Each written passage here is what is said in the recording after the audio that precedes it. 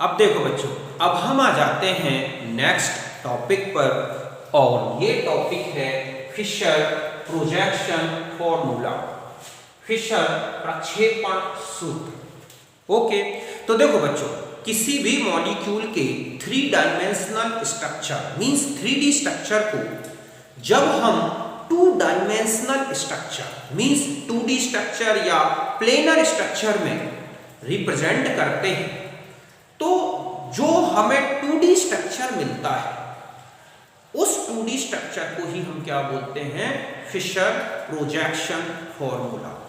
समझ गए बच्चों कि किसी भी मॉलिक्यूल के 3 डायमेंशनल स्ट्रक्चर को जब 2 डायमेंशनल स्ट्रक्चर में रिप्रेजेंट किया जाए तो इस 2D means 2 dimensional planar structure को ही हम क्या बोलते हैं, फिशर प्रोजेक्शन फॉर्मूला। यही डेफिनेशन दी है कि representation of 3D formula into 2D formula of compound is called Fisher projection formula. समझ गए बच्चों कि जब हम किसी भी अणु के त्रिविमीय संरचना सूत्र को 3D स्ट्रक्चर को जब द्विविमीय 2D स्ट्रक्चर में रिप्रेजेंट करते हैं तो अब हमें जो 2D स्ट्रक्चर मिलता है उसे ही हम क्या बोलते हैं, फिशर प्रक्षेपण सूत्र। समझ गए ना कि अणु के 3D सूत्र को 2D सूत्र में व्यक्त करना ही क्या कहलाता है, फिशर प्रक्षेपण सूत्र। अब आता है कि हमें किसी भी मॉलिक्यूल के 3D स्ट्रक्चर को फिशर प्रोजेक्शन में कन्वर्ट करना है तो हमें क्या क्या रूल्स याद रखने होंगे। उन रूल्स के बेस पर ही हम किसी भी मॉलिक्यूल का क्या बना सकते हैं, फिशर प्रोजेक्शन फॉर्मूला। तो देखो रूल नंबर 1, सबसे पहला कि जो हमें ऑर्गेनिक कंपाउंड दिया गया है उस ऑर्गेनिक कंपाउंड के मॉलिक्यूल के टेट्राहाइड्रल फॉर्म को, उसके जो टेट्राहाइड्रल स्ट्रक्चर है 3D स्ट्रक्चर है, उस स्ट्रक्चर को हमें 2 क्रॉस्ड लाइन से रिप्रेजेंट करना है। समझ गए ना बच्चों कि आपको जो भी मॉलिक्यूल दिया गया है उस मॉलिक्यूल के टेट्राहाइड्रल फॉर्म को हमें 2 क्रॉस्ड लाइंस से रिप्रेजेंट करना है। इन लाइंस का जो इंटरसेक्शन पॉइंट है, क्रॉस पॉइंट है, वो उस मॉलिक्यूल के tetrahedral carbon means asymmetric carbon या किरेल सेंटर को रिप्रेजेंट करता है। तो पहला पॉइंट यही लिखा है कि tetrahedral molecule represented by 2 crossed lines in which intersection point of 2 crossed line represented asymmetric carbon of molecule. या हम ये कह सकते हैं कि उस मॉलिक्यूल के टेट्राहाइड्रल कार्बन को रिप्रेजेंट करता है कौन, 2 लाइंस का intersection point means cross point. समझ गए बच्चों कि इसमें कार्बनिक अणु के चतुष्फलकीय रूप को 2 इस तरह से क्रॉस्ड लाइंस से रिप्रेजेंट करते हैं, व्यक्त करते हैं। जहां दोनों लाइंस क्रॉस कर रही हैं मींस जहां इन दोनों लाइंस का इंटरसेक्शन है वहां पर टेट्राहाइड्रल कार्बन या एसिमेट्रिक कार्बन रहता है, वहां पर वो रिप्रेजेंट किया जाता है। तो यही लिखा है कि इसमें अणु के चतुष्फलकीय रूप को 2 क्रॉस लाइन से व्यक्त करते हैं। इन क्रॉस लाइन का जो इंटरसेक्शन पॉइंट है जहां पर दोनों लाइंस क्रॉस हो रही हैं, अणु के असममित कार्बन को व्यक्त करता है। यहां तक समझ गए ना कि जो टेट्राहाइड्रल मॉलिक्यूल है उसको हम क्या करेंगे, 2 लाइंस से रिप्रेजेंट करेंगे। ये दोनों लाइंस जो होंगी एक दूसरे को क्रॉस करती हैं, इनके क्रॉस पॉइंट पर एसिमेट्रिक कार्बन होता है। तो यहां तक पहले आप नोट करें।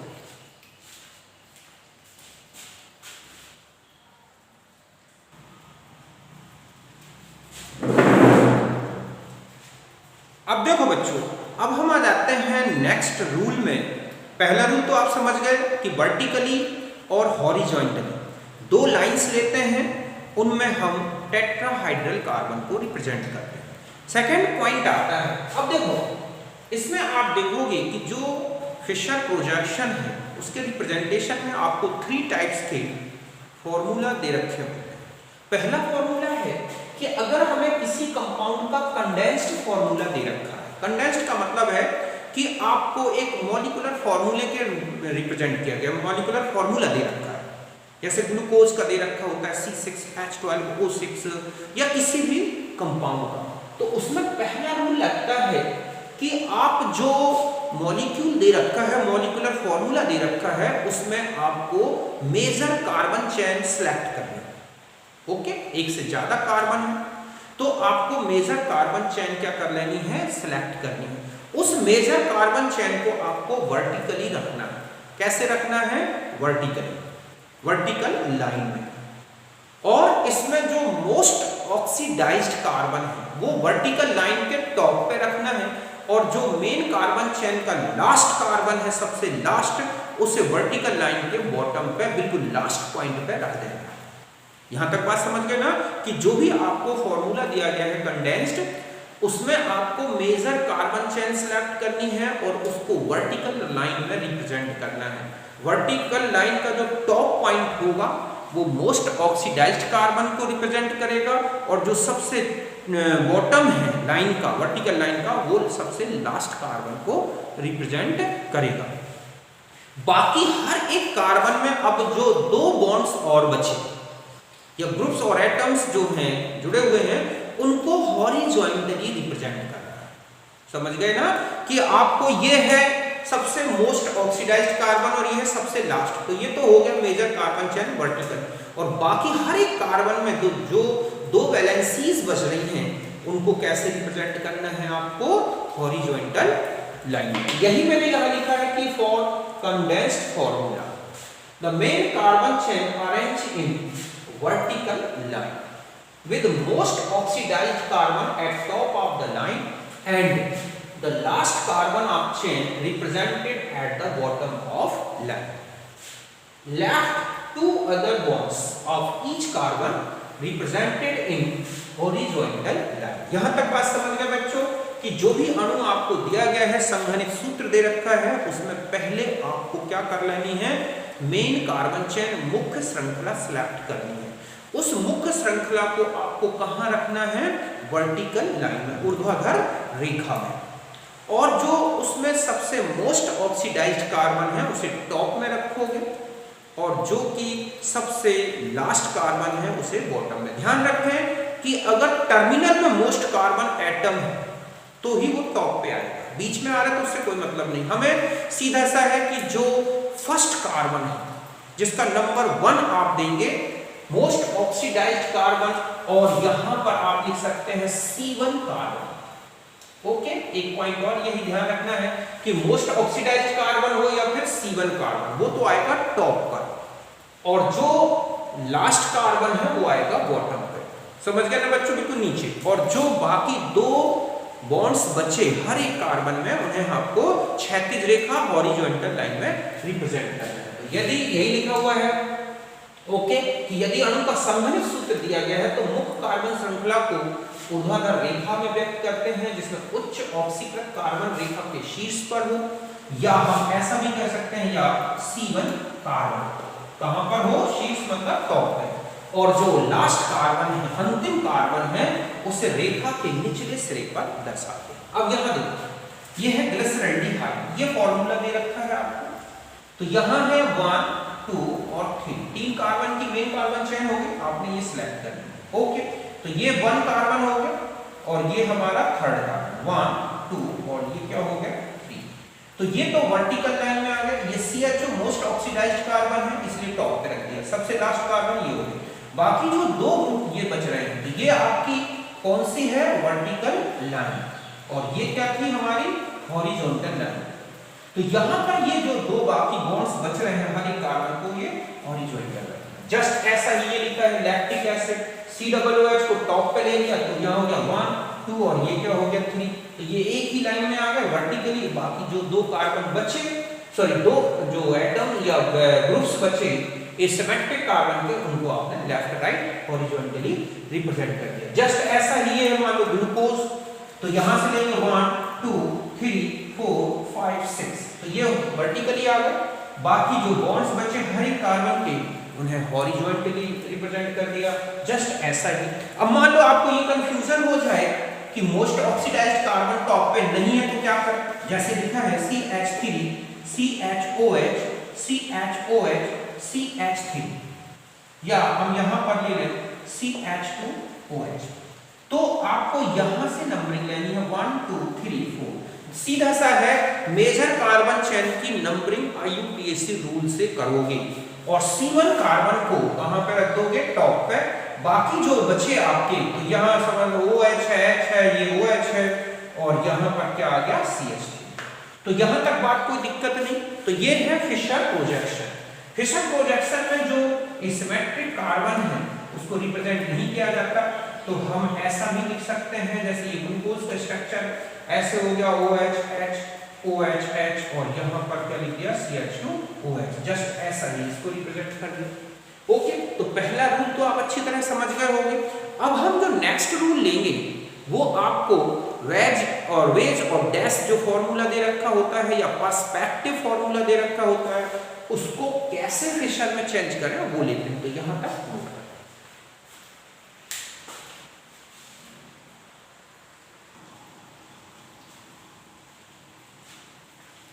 अब देखो बच्चों, अब हम आ जाते हैं नेक्स्ट रूल में। अब आता है कि आपको मॉलिक्यूल का जो 3D स्ट्रक्चर है वो वेज डैश फॉर्मूले के फॉर्म में दे रखा है, समझ गए ना। आपको जो मॉलिक्यूल का 3D स्ट्रक्चर है वो कैसे फॉर्म में दे रखा हो, वेज डैश फॉर्मूले के फॉर्म में। वेज डैश फॉर्मूला में बता दूं किस तरह से होता है, जिसमें 2 बॉन्ड्स पीछे की तरफ और 2 बॉन्ड सामने की तरफ होते हैं। मतलब जो बॉन्ड आपकी डायरेक्शन में है, ये 2 बॉन्ड जिस तरफ से ऑब्जर्वर मींस दृष्टा जो देख रहा है, जो बॉन्ड उसकी तरफ 2 होते हैं और 2 बॉन्ड उसके पीछे की तरफ होते हैं, उसको हम बोलते हैं वेज डैश फॉर्मूला। अभी मैं स्ट्रक्चर बना के बताऊंगा। तो अब देखो क्या करना है आपको कि जो वेज डैश फॉर्मूला है, तो जो बॉन्ड्स डैश बॉन्ड से रिप्रेजेंट किए गए हैं या डैश लाइन, हम इसको क्या बोल सकते हैं, डैश लाइन, डैश फान भी बोलते हैं। मतलब डैश डैश डैश करके जो रिप्रेजेंट किए गए हैं जो बॉन्ड्स, ठीक है, वो बॉन्ड्स बताते हैं कि जो ऑब्जर्वर है वो उससे दूर की तरफ है, मींस पेपर प्लेन के पीछे की तरफ। मतलब मैं ऐसे देख रहा हूं तो जो बॉन्ड्स इस बोर्ड के पीछे की तरफ गए हैं उन बॉन्ड्स को किससे रिप्रेजेंट किया जाता है, डैश लाइन से। और जो बॉन्ड्स आपकी तरफ होंगे, मतलब ऑब्जर्वर की तरफ, ये बॉन्ड मेरी की तरफ है, मेरी तरफ, तो इस बॉन्ड को हम किससे रिप्रेजेंट करते हैं, वेज लाइन से, या वेज बॉन्ड भी बोलते हैं, इस तरह से फान बोलते हैं। तो क्या बोला जाता है, फान।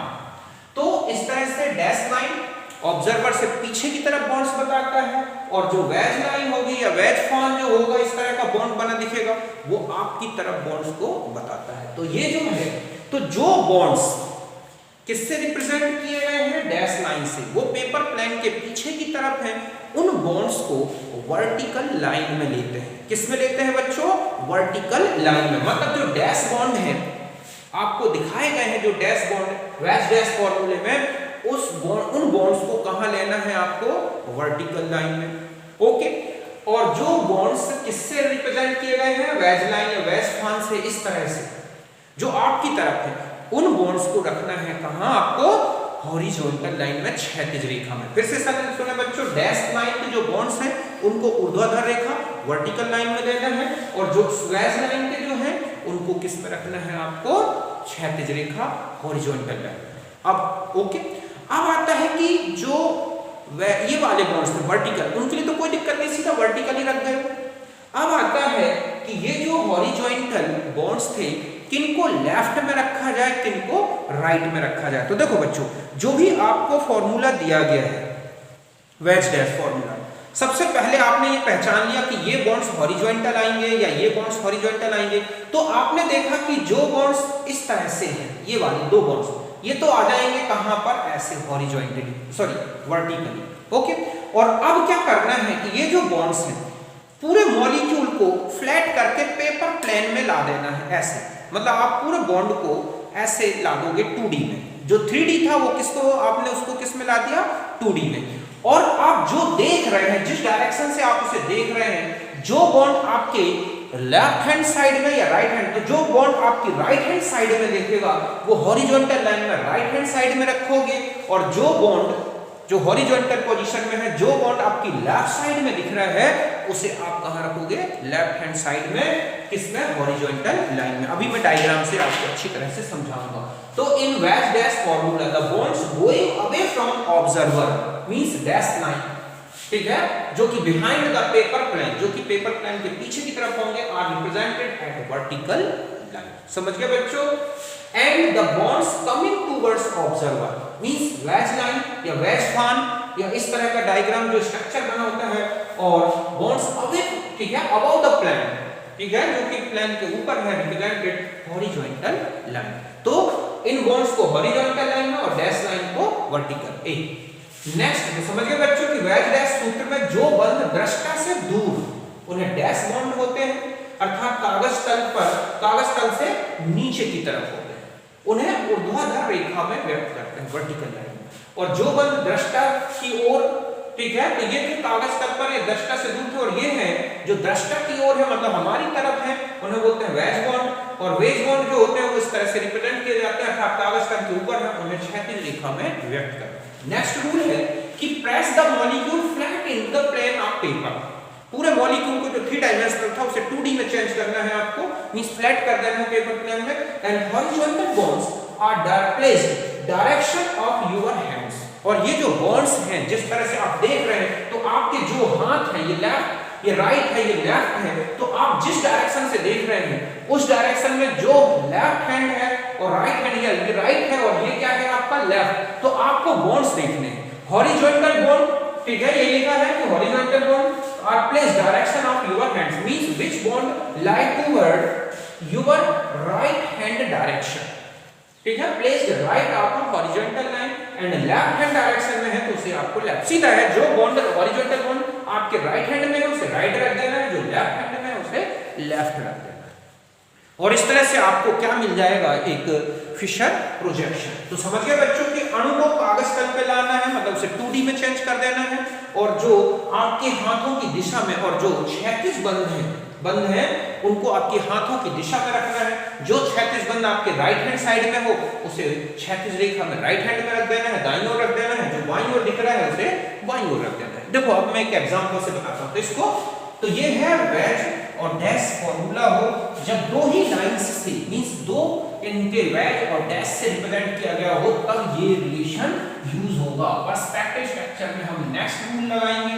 देखो अब मैं आपको कुछ एग्जांपल से बताता हूं, आप बहुत इजी गोइंग इस तरह के, चाहे वो एक सिमेट्रिक कार्बन वाले हों चाहे दो सिमेट्रिक या इससे भी ज्यादा कार्बन वाले हों, आप बहुत ही इजी गोइंग बता सकते हैं। जैसे ये है हमारे पास कार्बन और ऐसे बॉन्ड्स दिखाए गए कि यहां पर है CHO, ओके, और यहां पर है CH2OH, और यहां पर है H, और ये है हमारे पास क्या OH। तो देखो बच्चों ये जो बॉन्ड्स है, ओके, डैश बॉन्ड है या डैश बॉन्ड है ये, और ये बॉन्ड कहां होंगे?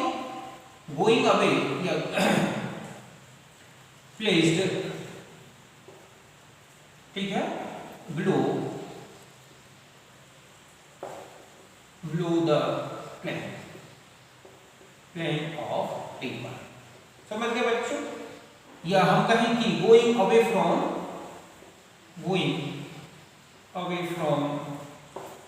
ऑब्जर्वर। ये जो बॉन्ड है ये और ये पीछे की तरफ है, दो बॉन्ड जो इस बोर्ड के कहें पीछे की तरफ, और ये जो है सॉलिड फान मतलब जो ये हमारे पास बेस बॉन्ड है, ठीक है, ये कहां है? Placed above the paper plane. समझ गए बच्चों? ये जो दो बॉन्ड्स हैं आप देख रहे, सर ये वाली वेज बॉन्ड, ठीक है, तो वेज बॉन्ड जो है वो placed above the paper means हम ये कह सकते हैं कि मींस, ठीक है, कमिंग टुवर्ड्स ऑब्जर्वर। समझ गए ना? ये बॉन्ड आपकी तरफ दिख रहे हैं और ये डैश वाले बॉन्ड पीछे की तरफ आपसे दूर जा रहे हैं। इतना तो आप समझ गए। इन बॉन्ड्स को हम कहां रखेंगे? प्लेस्ड इन वर्टिकल लाइन, और इनको कहां रखना है आपको, placed at horizontal line. Okay, ये तो बात समझ गए आप कि इनको हॉरिजॉन्टल लाइन में और इनको वर्टिकल में।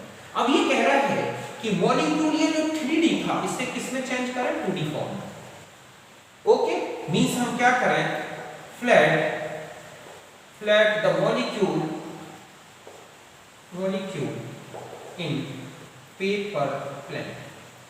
तो आप जैसे ही पेपर प्लेन में फ्लैट करोगे तो यहां पर आ जाएगा CHO, यहां आ जाएगा CH2OH। ये दो बॉन्ड्स तो बिल्कुल सीधा सीधा आ गए।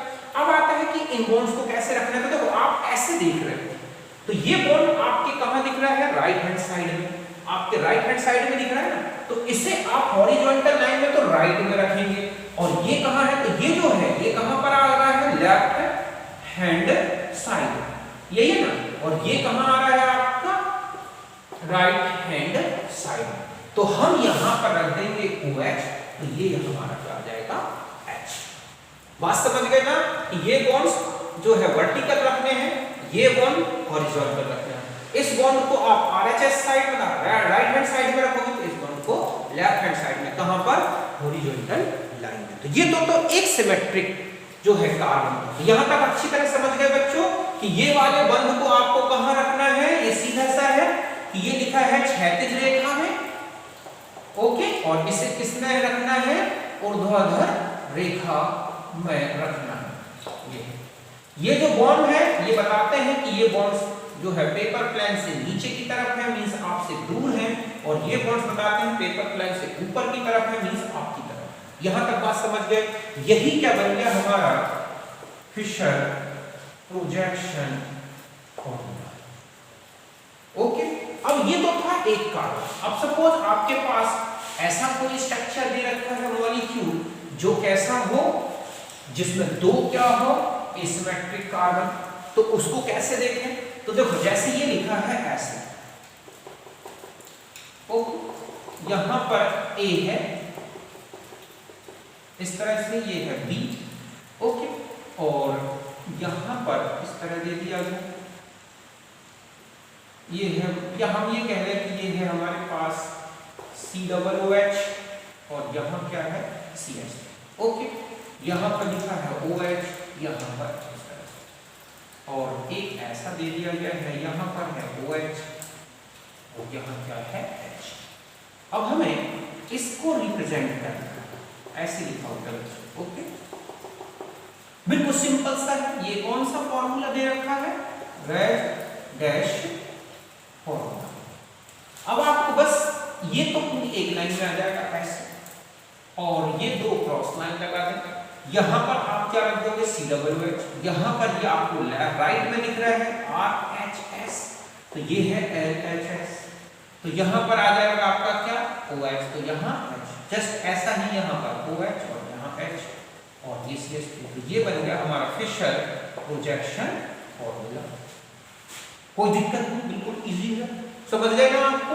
तो जब ओनली वेज डैश इस तरह के आपको फॉर्मूला दे रखा हो तो बहुत ही इजी गोइंग आप इस तरह से कन्वर्ट कर सकते हैं, चाहे एक कार्बन हो, चाहे दो कार्बन हो, चाहे कितने भी हो। और भी देखो आप, सपोज आपको ऐसे दे रखा है कि यहां पर है OH H, ठीक है, यहां पर दे रखा है CHO, जस्ट यहां पर है H, ये है OH, ठीक है, यहां पर है H, ये है OH, और फिर यहां पर डैश CHO, तो बस यहां पर आ जाएगा COOH, यहां आ जाएगा OH H, OH H, OH H और CH। यही हमारा फिशर प्रोजेक्शन क्या बन गया, फॉर्मूला। तो यहां तक तो आपको कोई दिक्कत नहीं है, जिस डायरेक्शन से आप देख रहे हैं फॉर्मूले को उसी डायरेक्शन में हॉरिजॉन्टल बॉन्ड्स रखने हैं। तो यहां तक नोट करें।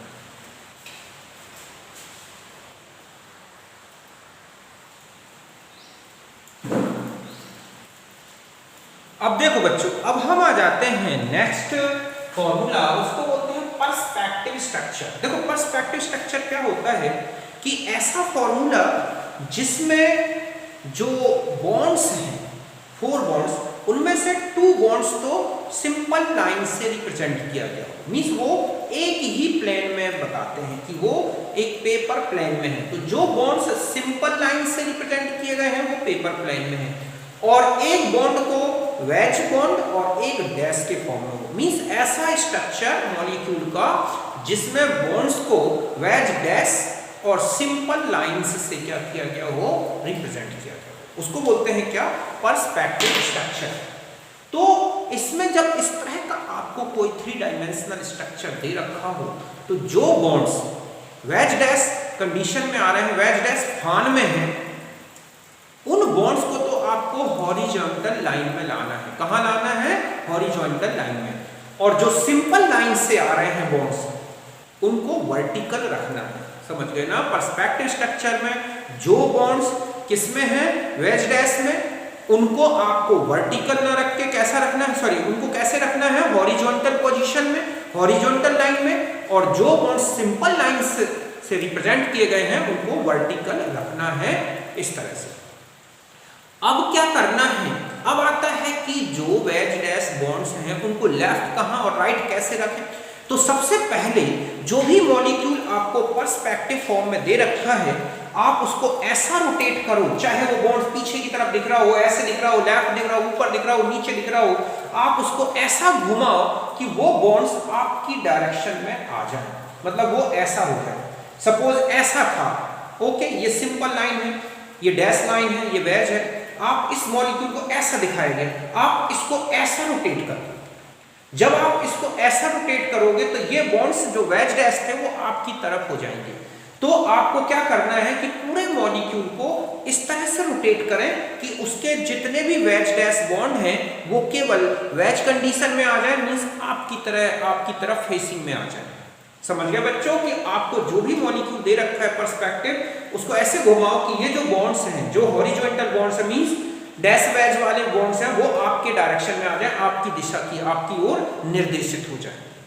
यहां तक बात समझ गए। फिर पूरे मॉलिक्यूल को फ्लैट कर दें, इनको तो उतारने की जरूरत ही नहीं है, ये जो है वर्टिकल लाइन में, वो तो ऑलरेडी वर्टिकल लाइन में है, और इनको बस आपको वेज डैश बॉन्ड्स को जो आपकी तरफ आ गए थे मॉलिक्यूल को 2D स्ट्रक्चर में चेंज कर दो, मींस किस में ला दो, आप पेपर के प्लेन में। जब आप ऐसा कर लें, बस यही क्या बन गया आपका एक फिशर प्रोजेक्शन। तो जो बॉन्ड्स आपके राइट हैंड साइड में दिख रहा है उसको हॉरिजॉन्टल लाइन में राइट हैंड साइड में रिप्रेजेंट कर दो, जो आपकी लेफ्ट हैंड साइड में दिख रहा है हॉरिजॉन्टल लाइन, उसको लेफ्ट हैंड साइड में रिप्रेजेंट कर दो, बस बन गया आपका Fisher projection.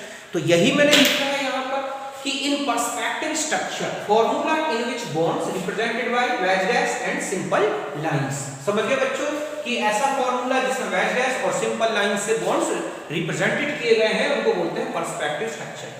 The wedge dash bonds are represented in horizontal line and simple bonds are represented in vertical line। यहां तक बात समझ गए ना बच्चों कि जो पर्सपेक्टिव स्ट्रक्चर है 3D स्ट्रक्चर जो आपको दे रखा है, जिसमें कि वेज डैश तथा साधारण रेखा से बंध दर्शाए गए हों, तो वेज डैश बॉन्ड जो है उनको क्षैतिज रेखा में रखना है और जो साधारण बंधों के हैं उन्हें ऊर्ध्वाधर रेखा में रखना है। नेक्स्ट पॉइंट बताया कि rotate the molecule so that 2 veg dash bonds means horizontal bonds facing you, आपकी तरफ हो जाए, आपको देखने लगे, मींस वो किस कंडीशन में आ जाए, वेज कंडीशन में। And press the horizontal bond in paper plane 2D and bond which are lie your right hand side, जो राइट हैंड साइड में है आपके, जिस तरफ से आप देख रहे हैं, तो जिस डायरेक्शन में राइट है तो राइट रख दें, हॉरिजॉन्टल लाइन के राइट में रख दें, और जो बॉन्ड आपके लेफ्ट में दिख रहा है उसको लेफ्ट में रख दें। समझ गए बच्चों कि अणु को इस प्रकार से घुमाते हैं कि वेज डैश बॉन्ड या हॉरिजॉन्टल बॉन्ड्स आपकी ओर निर्देशित हो जाएं। इसके पश्चात इन बंधों को कागज तल में फ्लैट करते हैं, वैसे जैसे अभी इससे पहले मैंने आपको किसमें वेज डैश फॉर्मूले बताया। और जो बॉन्ड ठीक है, जो क्षैतिज बंध आपकी दाहिने हाथ की ओर है उसे क्षैतिज रेखा की दाहिनी ओर, और जो लेफ्ट हैंड में है उसे लेफ्ट रख दें। जो जिस डायरेक्शन में दिख रहा है क्षैतिज रेखा में, आप उस डायरेक्शन में बॉन्ड्स को रख दो। अब देखो मैं एक आपको फॉर्मूला बना के बताता हूं। एक आपको एसिमेट्रिक कार्बन वाला हो, 2 एसिमेट्रिक कार्बन वाले हो, एक से ज्यादा वाले हो, तो आपको कैसे उनको रोटेट करके और अपने डायरेक्शन में ले आना और फिर आप उनको इसमें फिशर में चेंज करना है। अब देखो आपको ये फॉर्मूला दे रखा है, यहां पर है C और यहां लिखा है CH3 COOH, ओके, यहां H और यहां पर लिखा हुआ है OH, ओके। ये आपको क्या दे रखा है, पर्सपेक्टिव फॉर्मूला, समझ गए ना। आप देख रहे हैं ये सिंपल बॉन्ड्स और ये वेज गैस। तो ध्यान रखें कि इन बॉन्ड्स को तो आपको कहां रखना है, वर्टिकल पोजीशन। कहां रखोगे, वर्टिकल पोजीशन। और इन बॉन्ड्स को मतलब कहां, ऊर्ध्वाधर पोजीशन या वर्टिकल लाइन, ऊर्ध्वाधर रेखा, समझ गए बच्चों। और इनको कहां रखना है आपको, हॉरिजॉन्टल लाइन में, हॉरिजॉन्टल लाइन, ठीक है, placed in horizontal line, placed in vertical line, ऊर्ध्वाधर रेखा में रखना और इनको क्षैतिज रेखा में रखना है, ओके। अब ये कह रहा है कि मॉलिक्यूल को आप ऐसे रोटेट करो कि ये आपकी तरफ आ जाए। तो आपको क्या करना है कि इस मॉलिक्यूल को ऐसे रोटेट कर देना, यूं। तो जब आप अपनी तरफ रोटेट करोगे मॉलिक्यूल, तो आपको क्या करना है कि मॉलिक्यूल रोटेट टूवर्ड्स योरसेल्फ, ठीक है, मींस जो वेज डैश बॉन्ड है फेसिंग यू, समझ गए बच्चों। ऐसे रोटेट करोगे, ऐसे आपकी तरफ। तो जब आप ऐसा रोटेट करोगे तो आप देखोगे कि जो ये बॉन्ड है क्या CH3 COOH, ये तो ऐसे हो जाएंगे, ओके।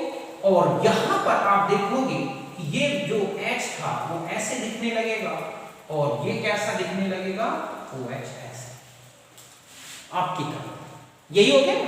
अब आपको ये देखना है कि ये कहां है, RHS, और यहां ये क्या है, LHS पोजीशन में।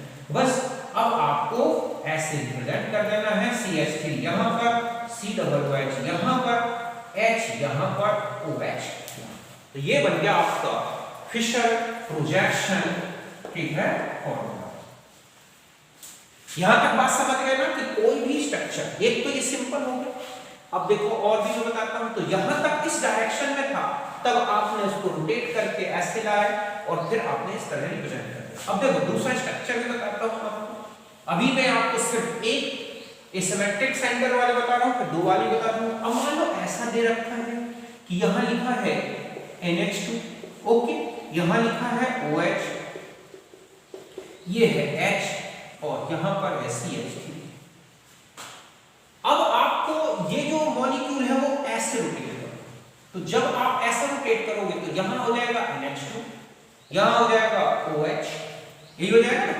और जब आप रोटेट करोगे तो आप देखोगे कि ये CH3 ऐसे और H यू हो जाएगा, यही आ जाएगा कि ये आपकी कहां साइड आ जाएगा, लेफ्ट हैंड साइड में, ये कहां आ गया, राइट हैंड साइड में। बस अब आप इसको रिप्रेजेंट कर दो, यहां पर हो जाएगा NH2, यहां हो जाएगा H, यहां हो गया CH3, यहां हो गया OH। आप समझ गए ना कि इस डायरेक्शन में दे रखा था तो आप यूं रोटेट कर दो। ये किस तरह से रोटेट कर रहे हैं, क्लॉकवाइज। तो और ऐसा दे रखा था तो एंटी क्लॉकवाइज। मींस अगर इस तरफ के डायरेक्शन में है तो आपको यूं रोटेट कर देना है, ठीक है। ये किस डायरेक्शन में हो गया, क्लॉकवाइज, और इस डायरेक्शन में था तो एंटी क्लॉकवाइज रोटेट कर दिया। अब और भी देखो, तो पहले आप इनको नोट करो।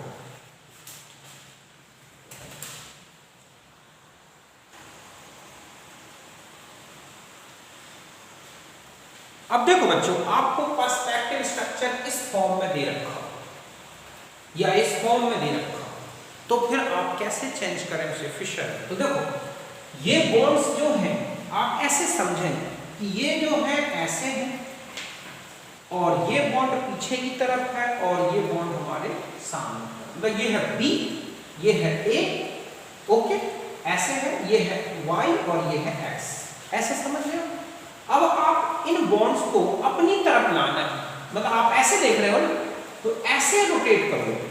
तो जब आप इन बॉन्ड्स को ऐसे थे ऐसे रोटेट करोगे तो ये बॉन्ड वाई नीचे की तरफ, मतलब ये जो है ये बॉन्ड्स जो थे प्लेन में थे उनमें वाई आपकी तरफ आ गया और एक्स ये चला गया, और ये जो बॉन्ड्स देख रहे हैं आप ये आपके सामने की तरफ आ गया। मतलब ये बॉन्ड जब इस तरफ आएंगे तो ये बॉन्ड्स पीछे की तरफ चले जाएंगे।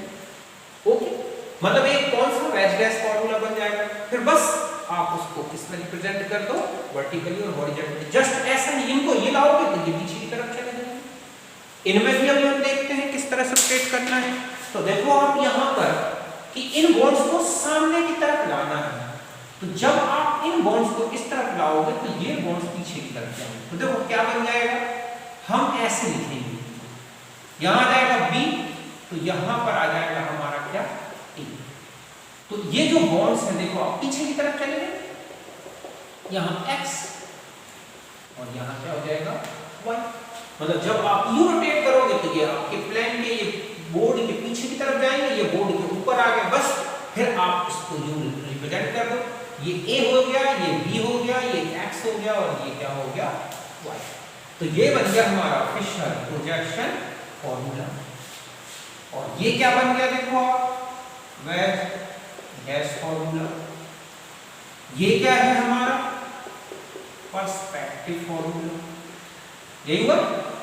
फिर इसको देखो आप, इसको आप यहां लाओगे तो ये पीछे की तरफ जाएंगे, तो फिर हमारा फॉर्मूला क्या बनेगा देखो कि आप इनको इस तरफ लाओगे तो यहां पर आ जाएगा a, ठीक है, यहां पर आ जाएगा b, तो डैश डैश डैश x, तो ये हो जाएगा यहां पर क्या y। ये इस तरफ था, अब हम इसको जब इसमें चेंज करेंगे तो हमारे पास यहां हो गया x, ये हो गया y, ये हो गया b, तो ये यहां पर आ जाएगा क्या a, तो ये क्या हो गया b।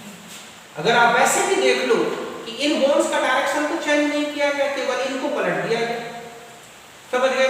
तो इस तरह से ये और ये एक दूसरे का मिरर इमेज है ना, तो ये भी एक मिरर इमेज है। तो यहां तक आपको कोई दिक्कत नहीं। फिर से देखें, इसको सामने की तरफ तो ये पीछे की तरफ, इनको सामने की तरफ तो ये पीछे की तरफ। अब यहां आ जाओ, ओके। अगर आप इनको देखो कि अगर ये इसको हम ऐसा रोटेट कर रहे हैं, ऐसा, तो ये ऐसे रोटेट हो जाएंगे। तो अगर आप यू रोटेट करते हैं पूरे मॉलिक्यूल को तो ये ऐसा घूमेगा ना, या आप ऐसे समझ लो कि ये जो बॉन्ड्स है ये पीछे की तरफ है, ठीक है, ऐसे ये बॉन्ड हमारा इस तरह से है और ये बॉन्ड बी सामने की तरफ है। यहां पर एक बॉन्ड ऐसे है तो एक बॉन्ड ऐसे है, समझ गए आप। मतलब ये बॉन्ड एक दूसरे के परपेंडिकुलर पीछे और आगे की तरफ है, ये बॉन्ड और ये हमारा ऐसे है। अब हमें इन बॉन्ड्स को अपनी तरफ लाना है, तो जैसे ही आप अपनी तरफ लाओगे, अगर इनको रोटेट करोगे तो ये भी बिल्कुल उसी डायरेक्शन में रोटेट होंगे। ध्यान रखें, अगर आप इनको ऐसा घुमाओगे तो ये ऐसे घूमेंगे, तो उस रोटेशन से मॉलिक्यूलर जो कॉन्फ़िगरेशन है वो चेंज नहीं होता। तो पहले इतना बनाए, फिर मैं इनको समझाता हूं, ओके।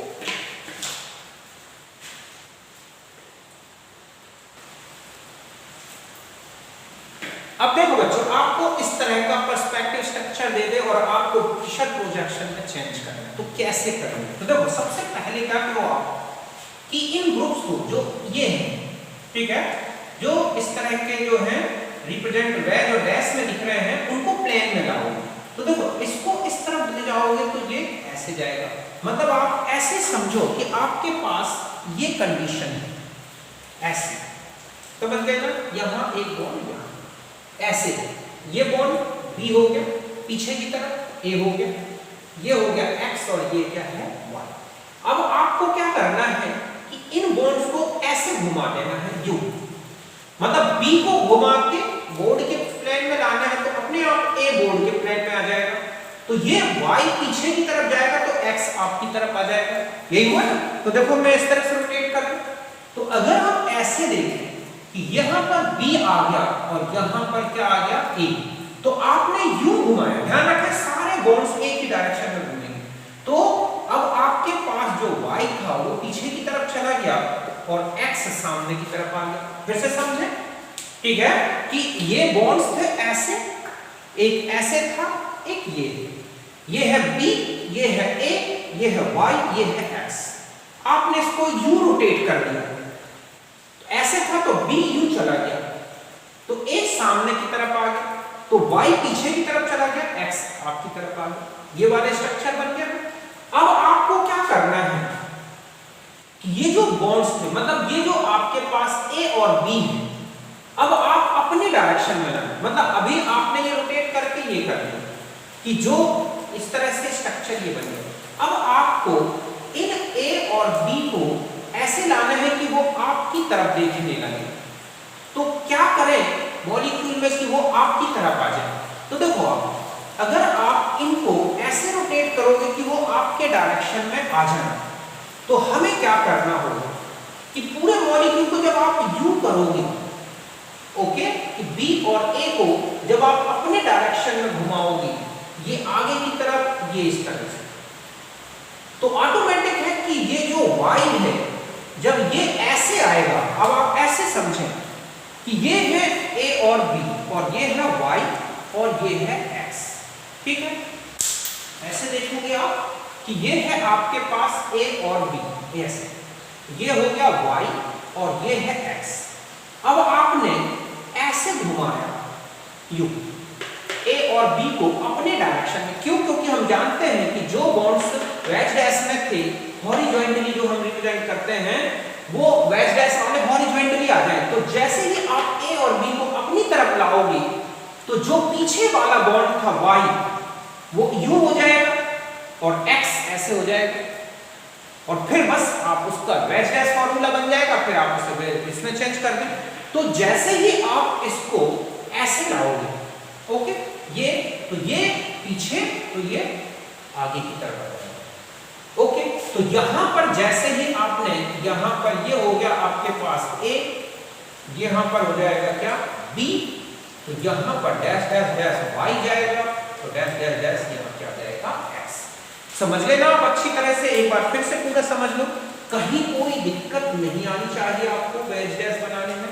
ये था ऐसे बी और ये ऐसे था, ओके।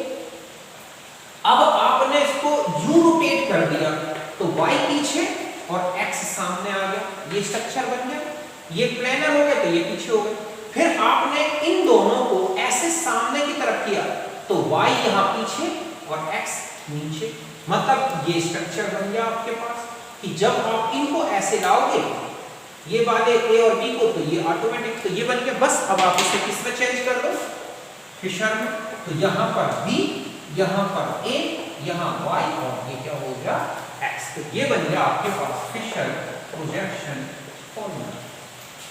यहां आ जाए अब आप, ये जो ग्रुप्स हैं ये भी इस तरह से, ओके, जो बी ए है वो पीछे की तरफ, सॉरी ए पीछे की तरफ, ए आपकी तरफ, और ये ऐसे, ये बात ऐसा कॉन्फ़िगरेशन, समझ रहे हो आप? अब आपको क्या करना है कि इनको प्लेन में लाना है, मतलब आप यू रोटेट करोगे, समझ गए ना? मतलब ये जो ए और बी है, अब आप क्या करो इनको कि ये ऐसे आ जाए प्लेन में। तो जब आप ये ए को इधर लाओगे, बी को, तो ये जो है आप देखोगे वाई पीछे की तरफ, एक्स आपकी तरफ आ जाएगा। तो हम ऐसा रोटेट करेंगे, तो सी यहां पर, तो अगर यहां ए आएगा और यहां क्या बी, तो आपने यू रोटेट किया, तो वाई जो है वो पीछे की तरफ जाएगा और एक्स सामने की तरफ आ जाएगा। पूरा मॉलिक्यूल रोटेट हो रहा है, ऐसा नहीं कि केवल दो बॉन्ड्स रोटेट करें, इसको पीछे तो ये सामने, ये पीछे की तरफ, ये पीछे की तरफ, तो ये सामने की तरफ, ये बस। अब आप देखो कि आपको ए और बी को सामने लाना है, तो अब आपके पास ये कंडीशन बन गई, ऐसे, ये ऐसे, समझ गए ना? ये प्लेन में आ गया, ये तो ये है y, ये है x, ये है। अब आप ऐसे लाना है u, a और b को आप अपनी तरफ लाना चाहें, क्यों? क्योंकि हम जानते हैं वेज डैश के हॉरिजॉन्टल में लाने होते हैं बॉन्ड, तो ये यहां आएंगे बॉन्ड्स। तो जब आप इसको u लिफ्ट करोगे ऊपर की तरफ, तो ये पीछे की तरफ जाएंगे बॉन्ड्स। अब जब आप इसको उठाओगे, मतलब है कि अभी आपके पास ये अरेंजमेंट है कि ये है x, ये है y, ऐसे देखो सर, ऐसे, तो ये है B, ये है A, और यहां पर क्या है X और ये है Y। अब आप U रोटेट कर लो, ओके, इनको अपनी तरफ ले आओ। तो जो बॉन्ड कहां था, पीछे की तरफ, वो तो जाएगा नीचे की तरफ, और जो बॉन्ड ये था ये आ जाएगा ऊपर की तरफ। तो अब आप जैसे ही इसे लिफ्ट करोगे, ऐसे उठाओगे, ओके, तो यहां पर आपने अपनी तरफ लिया तो ये बॉन्ड इस तरह से हो गया ऐसे, और ये जो बॉन्ड है ये हो जाएगा यहां पर B, ओके। तो ये उठाया आपने, तो ये जो है आप देखोगे Y यहां आ जाएगा और X ऐसे आ जाएगा। बस अब आप इसका बना दे स्ट्रक्चर। तो यहां पर B था, यहां A था, तो यहां हो गया B, यहां है A, तो यहां हो जाएगा X, यहां पर हो जाएगा Y। और वैसे भी देख लो आप, ये एक दूसरे का मिरर इमेज दिख रहे हैं तो बनेंगे कैसे।